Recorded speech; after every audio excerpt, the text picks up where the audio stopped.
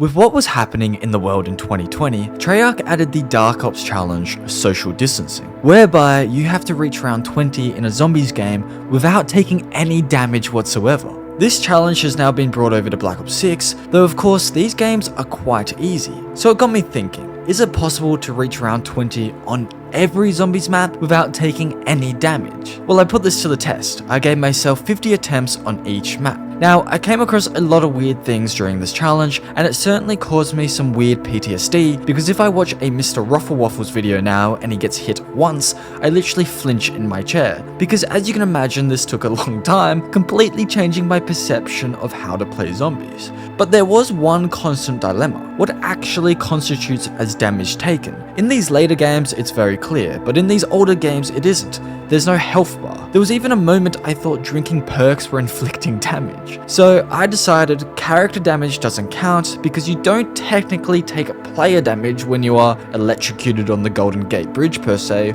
or blurred by a shrieker. Even this burning effect doesn't actually damage you, nor does drinking a perk. I think it's genuine indigestion or just an animation to bring up the perk icon. So actual loss of health to the player constitutes damage in this challenge, like all these examples. Of course, fall damage was a real issue, and so was lava, and don't even get me started on bosses and special rounds. This challenge made zombies more terrifying than ever, and it all began with Naon Toten. Now, these early rounds are definitely the slowest and safest on any map. I was so bored I was even shooting the barrels to play the map as intended, as after all, zombies was heavily influenced by balloon tower defense. My literal first hit of the box of this entire challenge, I got the ray gun, so I decided my best chance to defeat this challenge was with the most OG camping spot in zombies history. By leaving this couch here to block the stairs and lifting up the other, I can now camp by this railing where I get a great view over the map.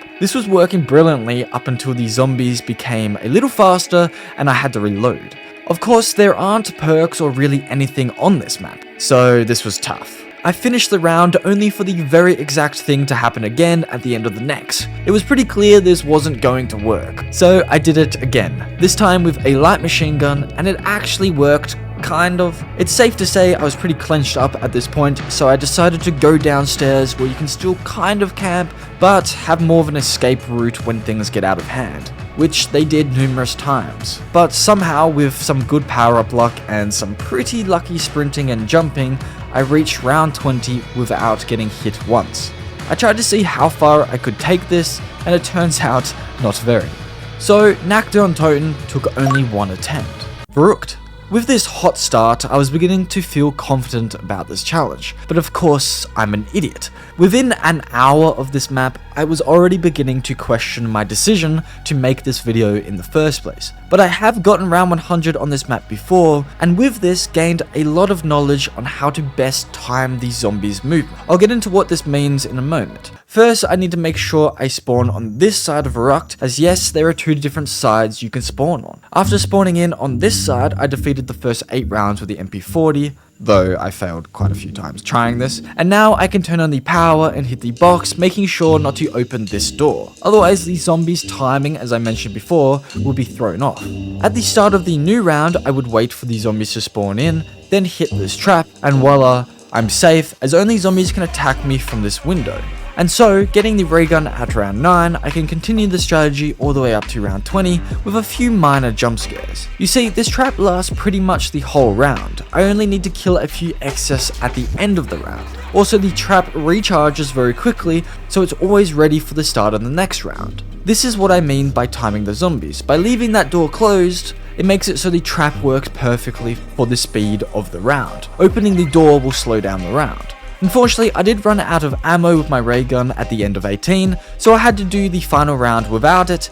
I had some pretty intense moments where I thought for sure I was going to fail, and with only a few zombies left in the round, I very luckily opened this door just in time to get hit and actually fail, which was very frustrating. But it doesn't matter, as I knew what to do to get round 20 in the next game, and so it actually only took 8 attempts in the end to beat this map. So Brook, arguably one of the hardest maps ever created, wasn't even that hard. Surely Shenanigans, the literal easiest map of all time, will be, well, easy. I thought that until I reached my first real enemy of this challenge, the Hellhounds. These guys genuinely put me through hell. This map was all about the Hellhounds, because it's pretty easy to get the one-off and kill the zombies. But the dogs, again, are literal nightmare fuel. I grew a very personal vendetta against these guys. On attempt 14, I finally got the ray gun, a weapon that I thought must be perfect for these Hellhounds. And it is actually pretty good, but even with the ray gun, you have to have God on your side because they can simply just spawn on top of you. Clearly luck just wasn't on my side. That was until I became a bit of a ninja with the trench gun and Wonderwolf, clutching up on a few of the dogs. But seriously, I finally just got some luck and got an insta-kill just before the round 15 dog round, and the round 19 hounds were obedient. Like I said, I just got lucky they didn't spawn on top of me. I failed Shenanigans 16 times. Theice. We finally have a Pack-a-Punch machine and zombies, and no new enemies of yet to face. Yes, there are hellhounds, but fortunately they spawn very far away when inside of this room. Speaking of which, by leaving this door barricaded up, the zombies will only come from this and this window, allowing myself to hit this trap and kill all the zombies coming from the only possible direction left, which is where most zombies actually happen to come from. But before all this, I was actually worried I wasn't going to be able to turn on the power and get Pack-a-Punch on, as this is the only way to reach the power, but fortunately this fall doesn't cause any fall damage for some reason, even though it's quite high. Now I could link some portals, grab some perks, and Pack-a-Punch. I eventually even got the ray gun and Pack-a-Punched it, allowing for, like I said, a very easy round 20 with no damage taken. I also could have camped on the catwalk. Theice only took one attempt. So World at War wasn't too bad, I only played a total of 26 games.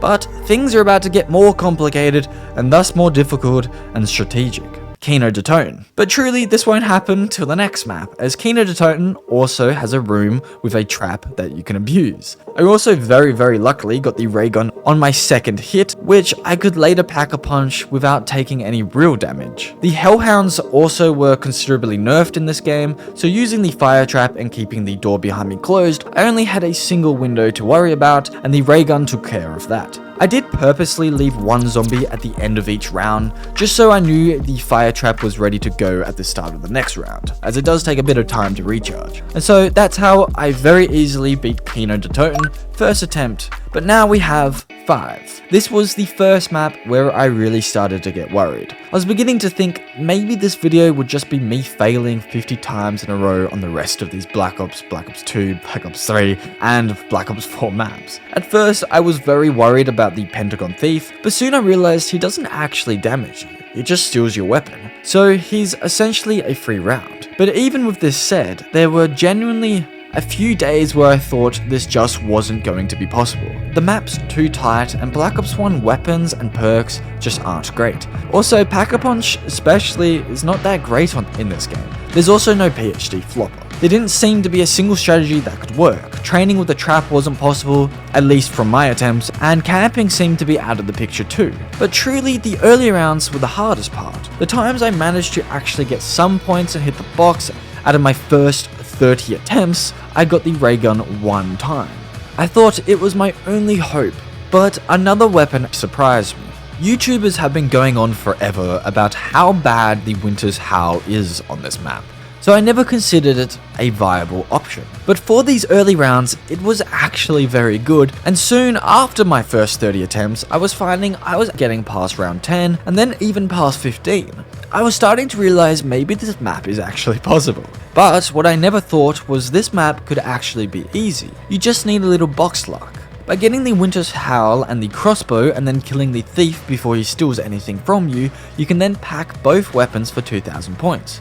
On the second floor of the Pentagon, by keeping this barrier closed, I could create a little bit of a camping spot where I just continually spam the crossbow, which if you didn't know distracts the zombies and blows them up, dealing actual decent damage. Then, when low on ammo or towards the end of the round, I could just spam my Pack-a-Punch Winter's Howl to easily kill the zombies. Yes, this thing isn't great in the high rounds, but in the first 20, it's pretty damn overpowered. So 5, a map that was convincing me to be impossible, turned out to be quite easy. And speaking of easy, I beat our next map, Ascension, first time. I don't really have to explain much here, simply the mystery box is stacked, and on my second hit I got the thunder gun. I could then go on to pack-a-punch it, then train/camp in this massive area where truly I didn't even feel threatened into taking damage. This was probably the easiest map so far. But Call of the Dead is another map I was really worried about. Good old George Romero definitely throws a bit of a spanner into the works here. I especially found the early rounds quite tough because, like I said, Black Ops 1 guns aren't great. I also wrote in my notes here, never ever knife a zombie in Black Ops 1. In fact, for some maps, I actually turned off my knife bind entirely. But fortunately, this map does have the snowy beach area and also PhD flopper, which is huge. All I had to do was get some luck with the box and the lighthouse, and then kill George. However, this was proving too difficult, and it was quite frankly scary. But in the process, I did actually create a bit of a strategy. By ending the round with George in the spawn room, I was able to safely run this path back to the big beach to again safely camp by the water here. By doing this and then leaving a zombie at the end of the round, I never had to worry about George until the end of the round again. This strategy ended up taking over an hour just to reach round 20, but I'm glad I got this map done in only 9 attempts because on paper this is a pretty terrifying map. At some points I could barely see what was even in front of me. Shangrala. Now this map was tough. It clearly was not designed for this challenge. Little monkeys, booby traps, and fire and shrieker zombies really proved this point.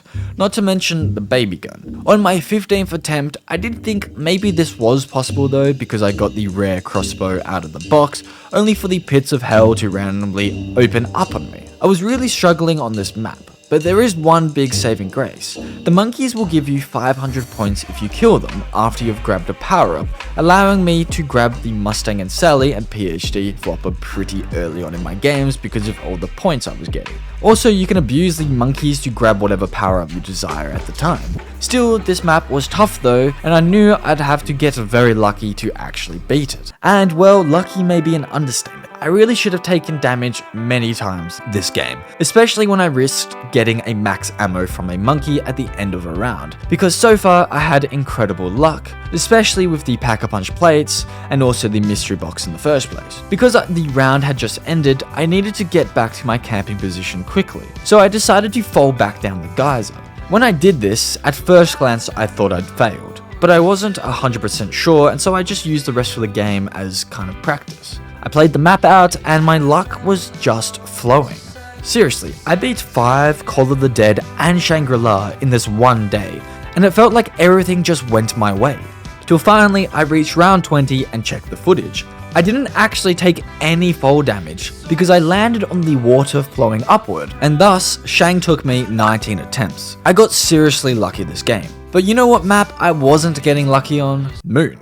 Now technically, I don't think this map is actually possible to even begin with. I guess it's how you define damage. You see, after you complete No Man's Land and teleport to the moon, you don't have a PES mask. And no matter how fast you are, you cannot put a mask on fast enough to stop some form of suffocation. So I just made a rule. 1 or 2 suffocation indications doesn't count as damage. It doesn't actually show any red damage on the screen either, so maybe damage only occurs after 5 to 10 seconds. I couldn't really find an answer online. But anyway, besides the inevitable suffocation at the start of this map is also just very tough. Like all Black Ops 1 maps, the early rounds are very rough, but even more so on this map because of No Man's Land and low gravity zombies.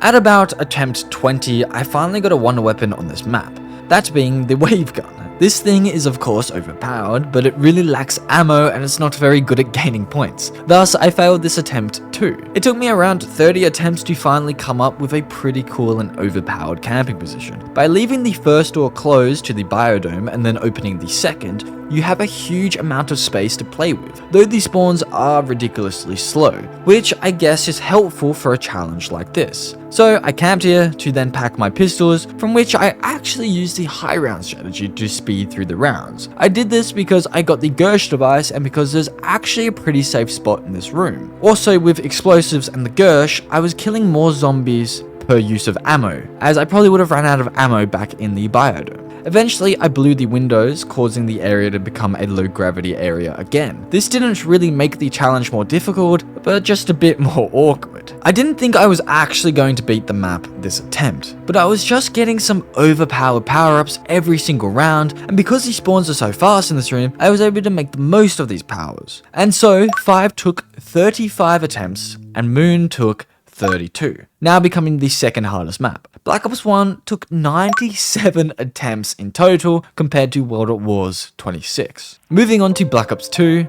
we have Transit. Denizens, lava, and denizens on fire because of lava made this map very scary. Plus, I couldn't pack a punch because of fall damage. So how the hell would this map even be possible? Well, my first goal was to get the ray gun, which I did on my 5th attempt on the map. Then I could get a pack-a-punch weapon out of the fridge that I stored from a game on Diiz, as the fridge is interchangeable. I'm pretty sure the bank is also, right? I was all set to camp in this farm area, but then I took some fall damage. Seriously, I failed more times on this single crack of lava than nearly the whole World at War. Not on Transit, but more so on farm.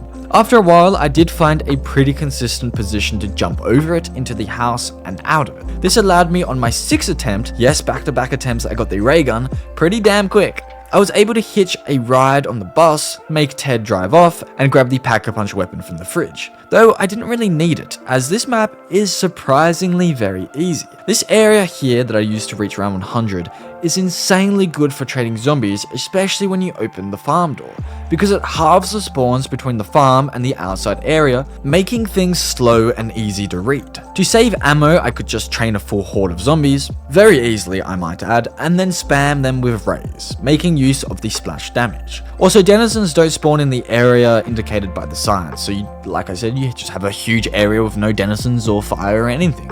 Another map that at first I had no clue how to beat turned out to be very easy. Transit only took 7 attempts. Bus Depot. Honestly, there isn't much to say on this map. It's so basic, it's almost as bare bones as NAC. The only real difference is the Ray Gun Mark II, which surprisingly isn't that helpful. Probably the most annoying thing on this map are the zombies that are lit up by the lava, because at times I couldn't tell if I was getting damaged by them when they blew up. Also, like I've said many times this video, I got stuck and seemingly couldn't see myself actually reaching round 20 without taking any damage. But as you've seen already, there's always a way. And with this map, it's simply training the zombies with the ray gun, like on Transit. Truly, I was just going to give up on this map and get to round 15. I thought it was too hard. But once I reached 15, something happened. The map just kind of clicked for me, and all of a sudden I figured out how to train the zombies effectively. I don't know how to put it into words.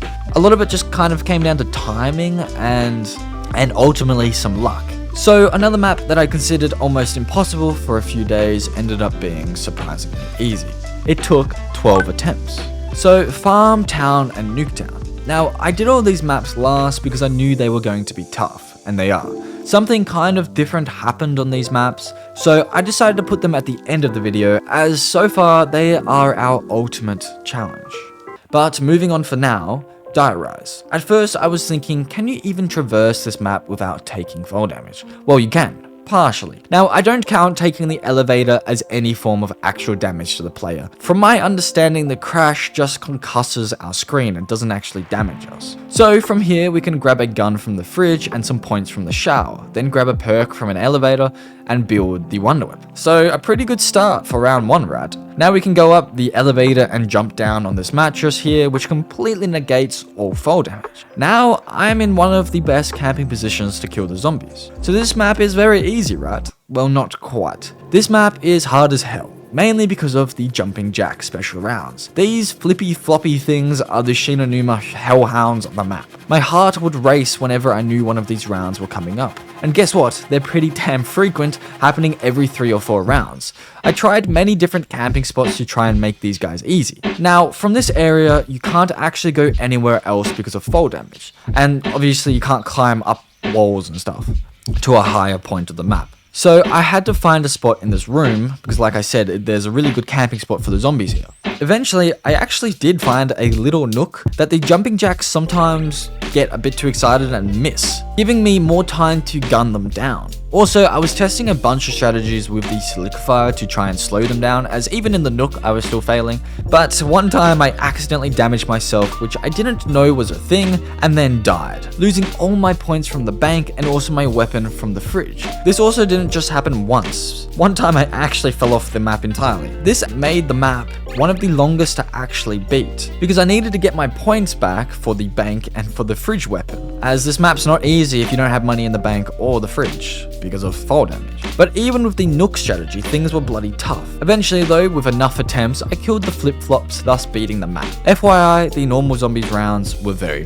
easy. Diiz took 15 frustrating attempts to beat. Mob of the Dead. Now this is one of my best maps. It's also one of my favorites, so I was pretty confident, and rightly so it seemed. I knew the ray gun Mark II is pretty common out of the box, which it was for me on my first attempt.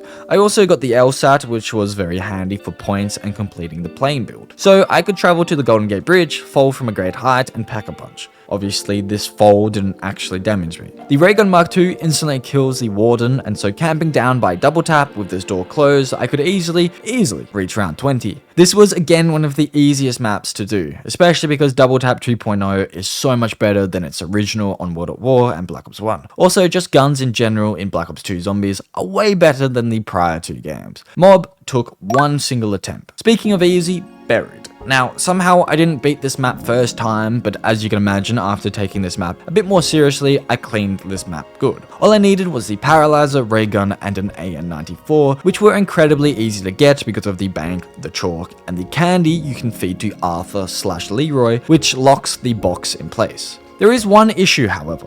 When exiting the witch's house after pack-a-punching, you have to slide downwards back to the main area of the map. The issue is you take fall damage when doing this. I tried finding another way out of the house using the Paralyzer, but Treyarch purposely made this impossible. Luckily, the Paralyzer does work when you slide down, so I had to use its force to uphold me to prevent any fall damage. And with this little issue overcome, I can camp by Juggernog and reach round 20 with absolute ease, although I did have a little scare when the ray gun seemingly glitched out for a second. Buried took me 4 attempts. Origins. Obviously, this map doesn't look easy on paper.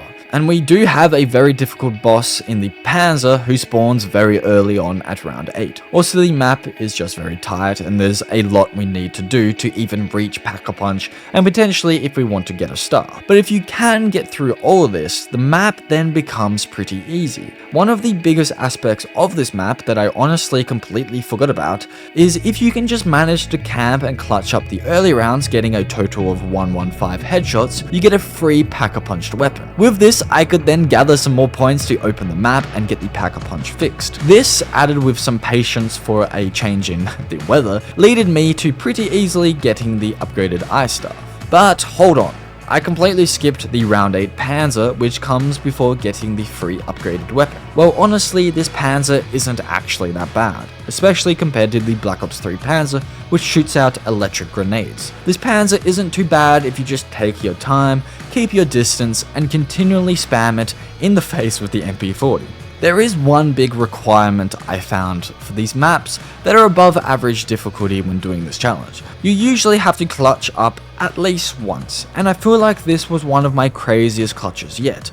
But now, with the rest of my perks, the Pack-a-Punch pistol and the ice staff, I very easily reached round 20. Origins took me 13 attempts, and as a whole, not counting the remaining 3 survival maps, Black Ops 2 took me 49 attempts so far. Shadows of Evil. Just like Origins, I was worried about this map, specifically the Bug and Margot rounds. But when I spawned in, I remembered you can skip some rounds by shooting the Shadow Man, so I gave it a shot. I forgot how high this can take you, and for a moment I thought this might be the easiest map, but it only takes you to round 15, where now you're essentially screwed. But I thought, what if I get an insta-kill within this gated room? So I restarted my game until I got the spawn. I then skipped the first 15 rounds thanks to the Shadow Man, and then used the beast mode to access the power-up. The idea was working, but surely this insta-kill was going to run out before the round ended. Well, I got another insta-kill. And so I left one zombie at the end of the round. Now what? I have 2 beast modes left in the round and a bunch of points. So I did 2 rituals and killed a Margwa, grabbed a couple of perks and the HVK. I purposely took the train to the waterfront district so I could have this gate closed behind me, creating a pretty good camping position. Eventually I had to progress through the rounds because I had no beast mode left. So I did camp in the spot I created earlier, and fortunately there is a trap here, which allowed me to easily get through the round. It occurred to me at this point that maybe I don't need to pack-a-punch my weapons. Maybe with in plain sight and this trap, it would be enough to reach round 20. My only worry was the bugs and the margwas, but because I skipped up to round 15, no bugs or margwas ended up spawning at this point in the game, allowing me to abuse this pretty cool trap and these OP Black Ops 3 attachments and perks. The final icing on the cake was in plain sight, allowing me to beat Shadows of Evil pretty damn easily on my second attempt, if you don't count the instant restarts, which I don't. So if Shadows of Evil was easy, then the Giant is going to be very easy. And it was. I got some decent weapons and perks, pack-a-punched, and just sat up on the catwalk where the zombies and hounds just come in a straight line. This map is probably the perfect map for this challenge, though it did take me 3 attempts, mainly because the zombies, as the games progress, get quieter and quieter until in Black Ops 6, they basically don't make any noise at all, which can be very frustrating for a challenge like this.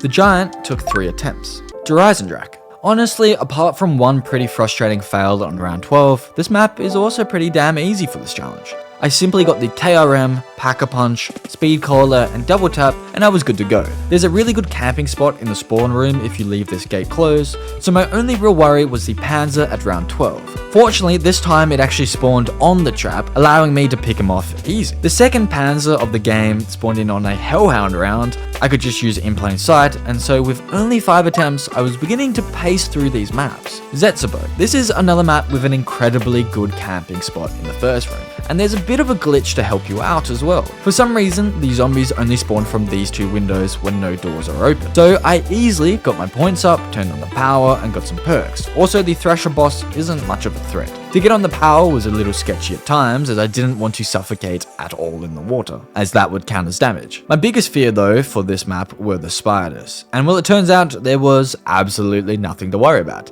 By keeping this door closed in the first room, I both had a very good camping position, but also a nice funnel of spiders, as they only spawn from this one position, allowing me plenty of time before they even jump into the map. Although this map was very easy, I did fail a few times in the late teens just because the Thrasher would literally spawn out of thin air on top of me. But in the end, it only took 6 attempts. Gorod Crovey. Straight away, I questioned whether you'd be able to ride a dragon, jump off it, and not get damaged by the fall. And it turns out I was right. So this eliminates Pack-a-Punch on the map. However, down by this buildable, you can leave both doors closed, creating a really comfy camping spot with only 2 windows, and the last entrance you can block with a trap. But this map, although very easy at times, also caused me a lot of frustration. I just kept failing in the most bizarre and dumbest ways. For example, the manglers can hit you around corners, and the wonder weapon even damages you. I knew this, and one time I accidentally shot and damaged myself. It was so stupid. This wonder weapon is very common from the box, thankfully, and I can use just like the ray version of the gun to kill the zombies. Also, this shield is very good. I wrote in my notes that this was probably my unluckiest map.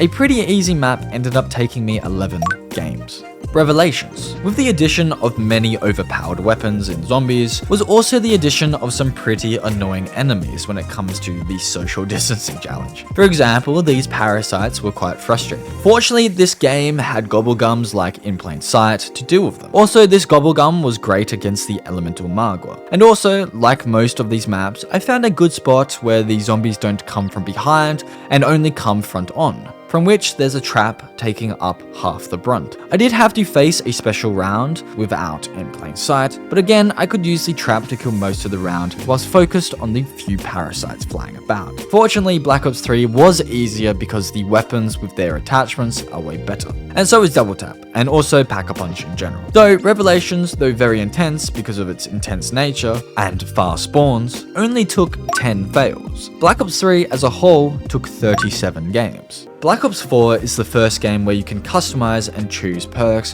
which goes a very long way in a challenge like this. You see, there's a perk called Victorious Tortoise, which stops all damage from actually hitting the player when the zombie's shield is held out. All this damage instead goes to the shield. Some of these shields were more unique and powerful than others. Also, as early as round 4, I had an overpowered specialist I could abuse. Oh, and also Wraith Grenades, which could be a wonder weapon in of itself, in these older games, but I still failed quite a bit in Black Ops 4. It's certainly a weird zombies game. For example, on Voyage of Despair, when shooting the boss with my specialist, I took some armor damage. This does technically count as taking damage, and thus it was a fail. I did still use my Vibrant Dragon to take out the big boss, but I was very safe, and for the most part, after I got the shield, I just ran around shooting the small gun it comes with, and collecting ammo when I needed it by rebuying the shield. I also abused the Wraith Grenades. Voyage took 4 attempts. 9. Now again, all I really need is the shield, but to have the best possible start,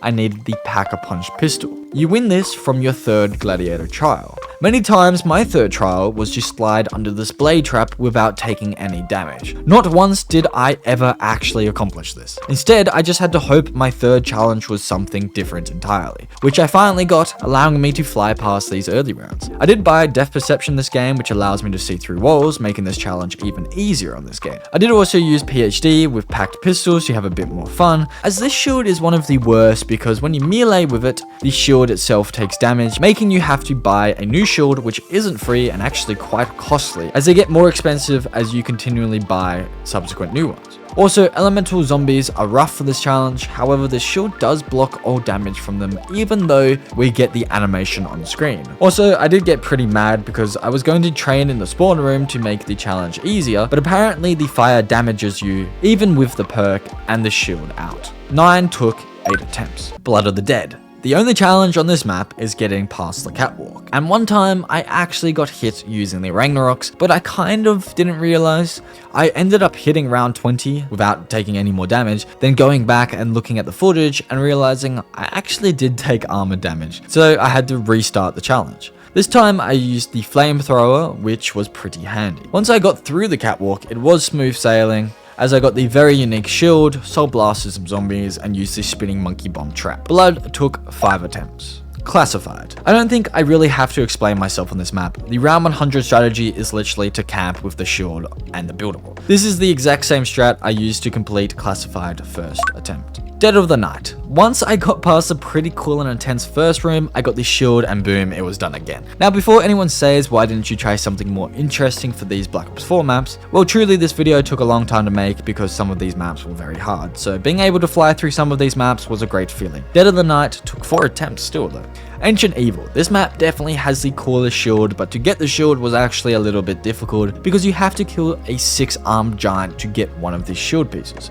This was proving a little difficult, but then I got a lucky run with the Hammer of Valhalla as the boss missed his strike on me, just randomly I guess, allowing me to retrieve the shield and have some fun. Ancient Evil took 3 attempts. Alpha Omega was again another very easy map. I thought for a second the gas down here might damage me, which wouldn't allow me to get the last shield part, but it doesn't, so another easy map, only 3 attempts. Tagged A Toten. Again, you guessed it, very easy, but oddly I just kept failing mainly because of these stupid fire zombies around the map. These guys genuinely piss me off a lot, and the shield doesn't protect you from them. This map ended up taking 7 attempts, and Black Ops 4 took 35 games. Machina. I think I did this challenge in one of my first 5 videos on this channel. I did it first go in a live recording, and when I expanded on the strategy later and made another video, I did first go again. So this time I also did a first go camping in the Pant House with Ring of Fire. This was very easy. Firebase C. Again, I did this map first go camping in the Colonel's office, sometimes also abusing the Death Machine.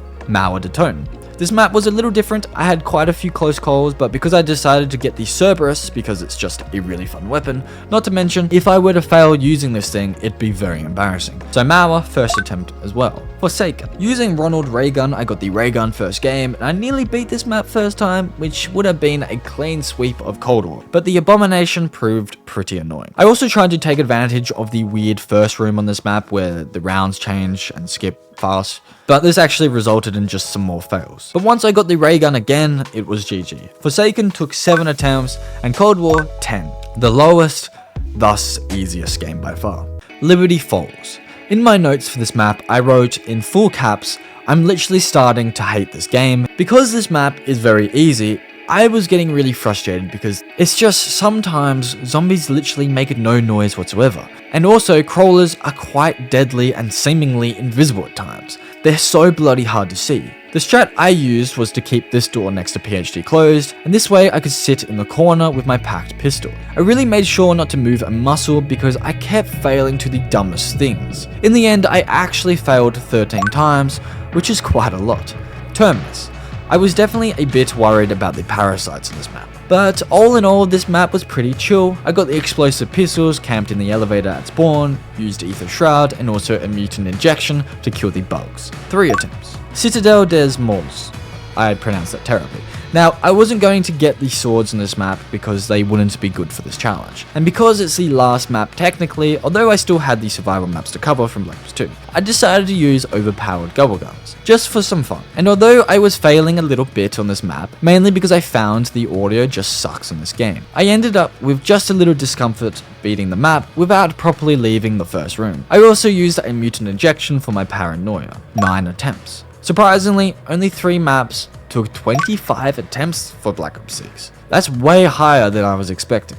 So back to the hard maps. Firstly, farm. The map, I couldn't even jump over a crack. Well, once I got the jump down, I figured out a few more things about the map. For example, if you camp at the barn, zombies only spawn from 3 windows in total. And if you stand in this position, zombies will only come from this window and inside the barn. Once I got the ray gun and also the RPD, I could abuse these spawns to get up the rounds. Now, I made it past round 15, which made me very happy. But then I got a glitch where the ray gun damaged me. It was very similar to on Buried, but this time it actually hurt. I thought, I'll keep going, I'm not going to count such a crazy glitch as a fail. On round 19, I ran out of ammo with a max spawning last second. Slow zombies on the map were blocking it for a while, and so I had to be patient only for the power up to despawn and my game to fail. So no, I didn't actually reach round 20 on farm, but it was around this stage in the challenge where I actually started to get a bit sick in real life. Not like a cold or something, but rather some pretty bad inflammation in my esophagus. I don't want to get too into it,